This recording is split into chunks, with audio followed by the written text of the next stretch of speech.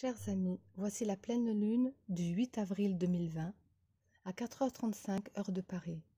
Une lune en Balance, soleil en Bélier, dans le signe de ce mois. Voici venu le moment de la grande décision. La pleine lune de la Pâque est la première de l'année astrologique qui démarre au printemps avec le signe du Bélier. Elle marque un renouveau, une renaissance.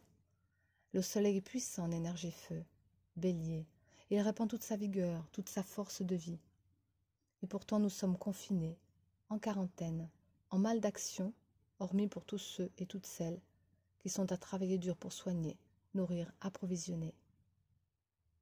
Nous avons parlé déjà de cette numérologie particulière 2020, 20 et 20, 2 fois 20, 20.2 égale 40. Dans la Bible, 20.2 désigne l'Exode, dans son expression. Notre prochaine pleine lune est donc proche du sens profond que porte l'Exode. Moïse sur le Sinaï, la montagne du feu sacré, reçoit 10 inspirations. Intéressons-nous au premier commandement. Je suis le Seigneur ton Dieu, qui t'a fait vivre, qui t'a fait sortir du pays d'Égypte, de la maison de la servitude. Dans un langage plus approprié au XXIe siècle, nous pourrions l'entendre comme une proposition ainsi formulée. Devrions-nous être inspirés par une spiritualité plus élevée pour atteindre un réel état de liberté? Cette grande investigation intérieure que nous propose cette belle pleine lune, que certains désignent comme superlune, parce qu'elle est proche de la Terre. Non, ce n'est pas la distance physique Terre-Lune qui détermine si une pleine lune est plus ou moins super. Avoir une spiritualité plus élevée, c'est peut-être s'interroger sur la véritable nature de notre être. Sortir de la servitude, aller vers la liberté, c'est peut-être passer de Moïse à Jésus ou à Bouddha. Fini les commandements. Nous allons devoir traverser la mer Rouge, puisque nous avons du temps pour méditer. À quoi pourrait ressembler notre terre promise? Réfléchissons-y, car pour l'instant nous sommes toujours en Égypte. Le moment de s'engager est arrivé. Quel genre de terre promise souhaitons-nous? Que disent les énergies pour cette pleine lune?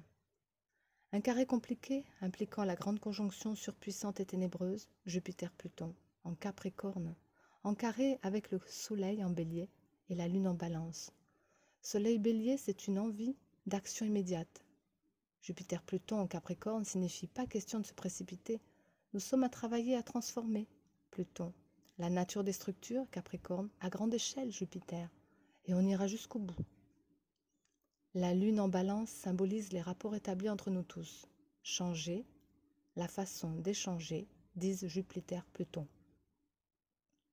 C'est donc notre force vitale qui est contrainte et notre relationnel qui l'est tout autant. C'est une période pas facile à vivre. Un grand triangle en signe d'air accompagne pourtant cette lune de la Pâque. Les 3 signes d'air sont très bien représentés. Saturne-Mars, puis Cérès en Verseau, qui est structure et action dans le signe de la nouveauté. Ça sonne bien, n'est-ce pas? Attendons la suite. La lune en Balance, que de rencontres agréables à venir, ça sonne toujours bien. Vénus en Gémeaux signifie que les discours seront magnifiques, de grâce et d'aisance, oui, sauf que le prince de la communication qui régit les signes d'air est Mercure. Et celui-ci est en chute dans le signe des Poissons. Il n'est vraiment pas au mieux de sa forme.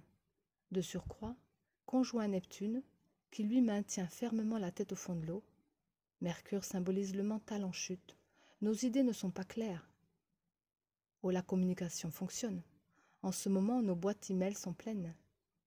Mais Mercure déficient, c'est la liberté pour les voleurs et les menteurs, truqueurs, affabulateurs, manipulateurs. C'est l'assurance de nous faire inonder de fake news ou de se voir porter et proposer des farces et attrapes, telle la dernière méditation mondiale. Intéressant comme concept, alors que nous devons lutter contre la mondialisation. Mercure en Poisson, l'inspiré au pied ailé, a mis de côté son sphinx et laisse place aux libres joueurs de pipeau. Attention aux marchands de sable. Puisque notre mental est au repos, forcé, méditons. Je suis libre de mon ego? La personnalité n'est pas ce que je suis la conscience reliée à la source. Mes pensées se purifient et se clarifient. Je décide comment être libre. J'accepte de me transformer. Un être différent va vers l'autre différemment. Pratiquons le yoga ou autre chose, mais alignons-nous de la couronne à la racine, donc de la tête aux pieds.